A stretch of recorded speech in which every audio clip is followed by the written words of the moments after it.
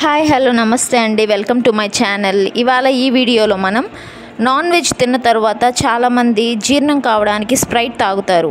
ఇది సరైన పద్ధతేనా అనేది తెలుసుకుందాము. అవును, ఈ సాంప్రదాయం తెలంగాణలో ఉన్న అన్ని నగరాల పట్టణాల్లో మొదట అలవాటుగా చేశారు. విశేషంగా ముస్లింలమేతరులు నిర్వహించిన బిర్యానీ హోటల్లో అదొక సాంప్రదాయంగా అలవాటైంది. తర్వాత ఇళ్లలోకి ప్రవేశించింది. ముందు స్ప్రైట్లో ఏముంటుంది, దానిపై వివరాలను చదవండి. ఏదో చక్కెర శాతం, ఆర్టిఫిషియల్ వస్తువుల శాతం, కొద్దిపాటి పెస్టిసైడ్స్ శాతం వగైరా వగైరా సూచనలు ఉంటాయి. దానివల్ల కడుపులో నిలువ ఆమ్లంతో, ముఖ్యం HCl ఆమ్లంతో చక్కెరలు రసాయనిక చర్యలు జరుగుతాయి.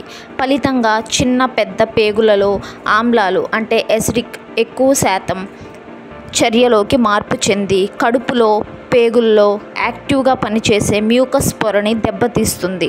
కొందరిలో విరోచనాలు అవుతాయి.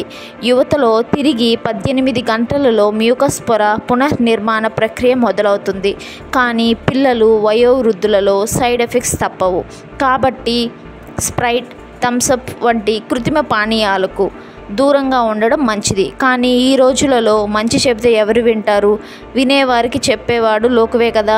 థ్యాంక్ యూ ఫర్ వాచింగ్ అండి. ఈ వీడియో కనుక మీకు నచ్చినట్లయితే like, share and subscribe to my channel for more videos.